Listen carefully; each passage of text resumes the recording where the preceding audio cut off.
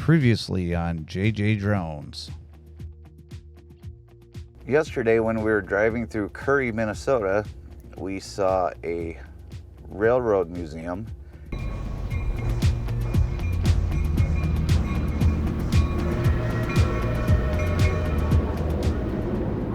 It's time to go to school. Okay, so these little miniature train and water tower and everything else, this was all built by one guy that did this in his retirement so that he could give the experience of being on the railroad to adults and children alike.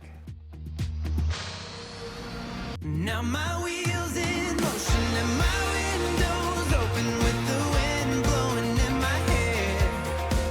I'm driving down the highway, gonna do this my way. I can feel it in the air. Here I go. Well, now we're getting to the fun part. We're actually at the steam engine. This is Georgia Engine 102. It's a steam engine. Just look at how tall these wheels are. I mean, they're almost as tall as me, and I'm 5'10". But just the massive height of this steam engine.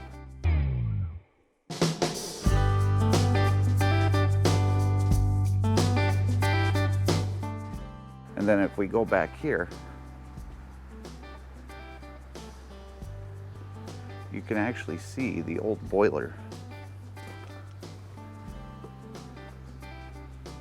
Now they don't let you go up on that, so we can't look inside, but I mean, that's the boiler that they would put all the coal in.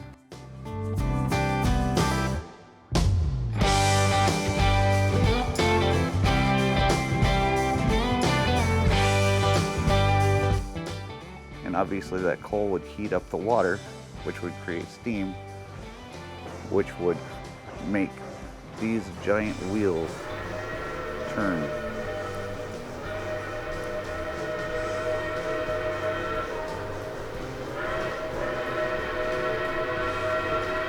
So yeah, this is interesting, but we haven't even gotten to the interesting part yet.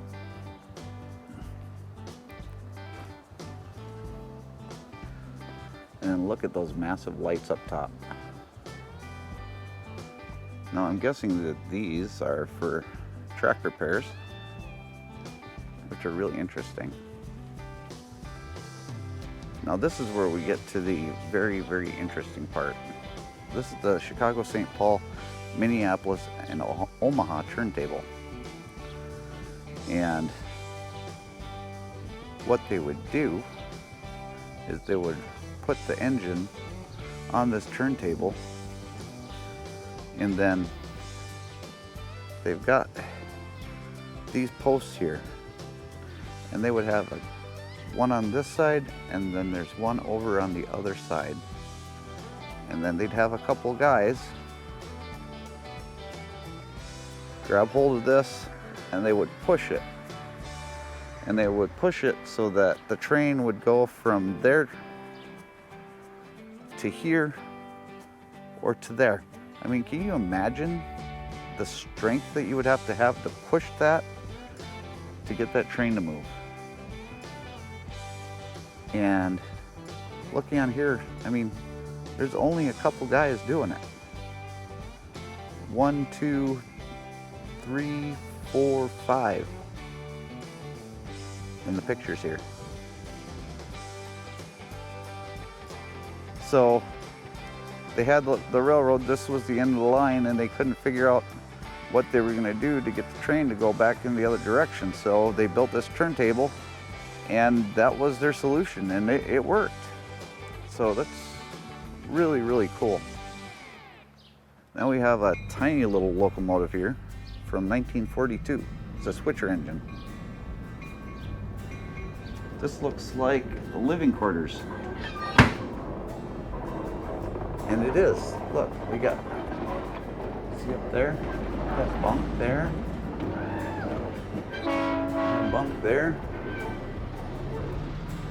Again, oh, that's just got to be a thermometer.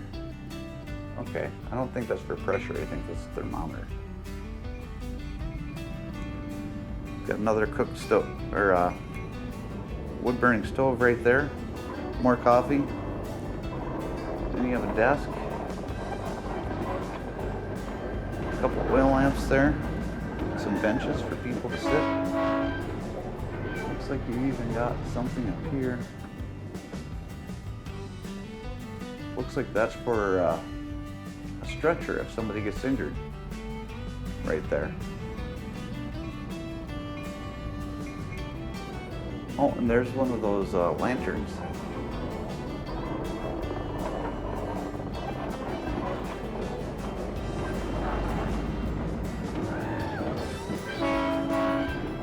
Got a place to wash your hands again. Garbage can. That's a really nice way to secure a garbage can. I wish they'd have something like that for RVs. Lots of storage for them to put their items. Yeah. Okay, we're gonna backtrack a little bit.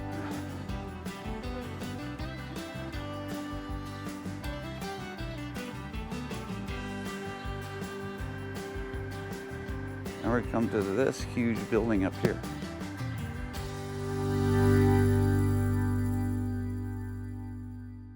Okay, this is the Curry Depot. Service route for Northwestern.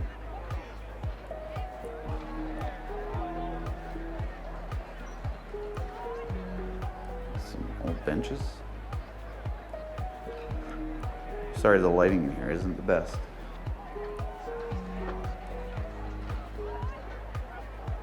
Chicago and Northwestern Railway.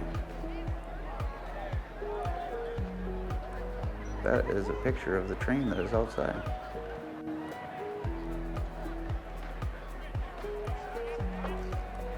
This is how you would find out when the train is going to arrive and depart. Just all sorts of interesting, let's see, regulations, safety rules. There's a conductor's uniform.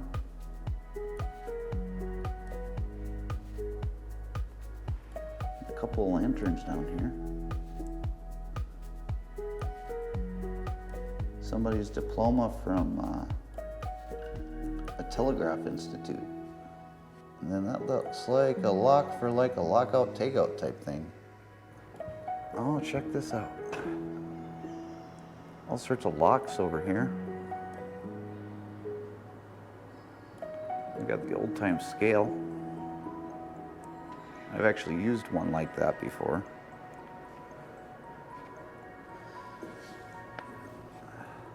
Lock and pin. That's the early type of coupler.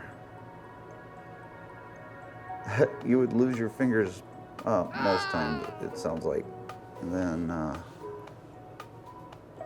rail is weighed by the yard. A yard of 65-pound rail weighs 65 pounds, and a yard of 100-pound rail weighs 100 pounds.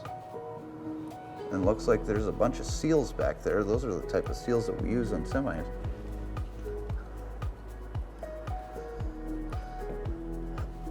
Oh, an instructional graph.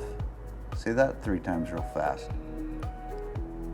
It's how they were taught to teach telegraphy. That's really cool.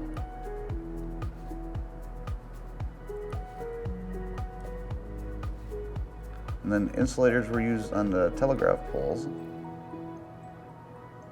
And those are the insulators.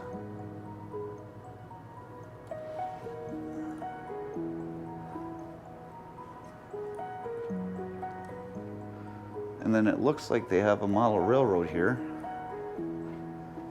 that you can sit and you can watch. But it's not operating right now.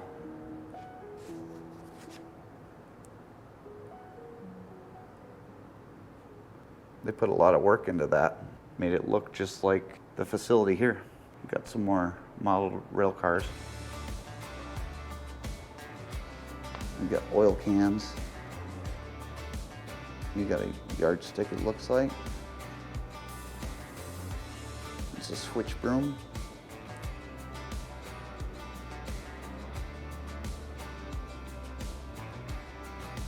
More lanterns. Now let's go on the other side of the window here in the depot. This would be what the agent would wear. There's their desks. We got an old cash register over there. A typewriter. Check out that safe. Then you have the wood burning heater in here.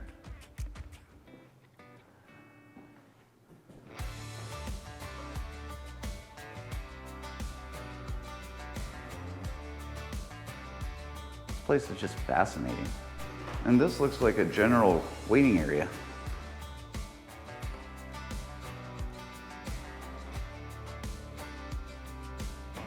Got some old cards over here. Got a menu for Amtrak. So many interesting things that you can see here. I'm guessing this is a furnace of some sort, maybe a water heater or something. I'm not sure, but this is definitely like a waiting area for guests waiting for the train.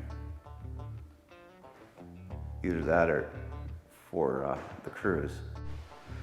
So we've reached the end of the line. Get it? If you like this content, go ahead and hit the like button, the subscribe button, and then hit the notification bell so that you can be notified the next time one of my videos is uploaded to YouTube. I really hope that you guys enjoyed this, Jenny and Steve over at Stormy Sky Rail Productions, because I saw it and I thought of you guys right away. So we've reached the end of the line here at the Curry, Minnesota Railroad Park and Museum, and I really hope that you enjoyed the tour. Definitely come and check it out. It's kind of out in the middle of nowhere, so you know, you kind of have to go out of your way to get here, but it's definitely worth the visit. I appreciate you guys coming along for this ride with me, and we'll see you later on down the road. Bye-bye.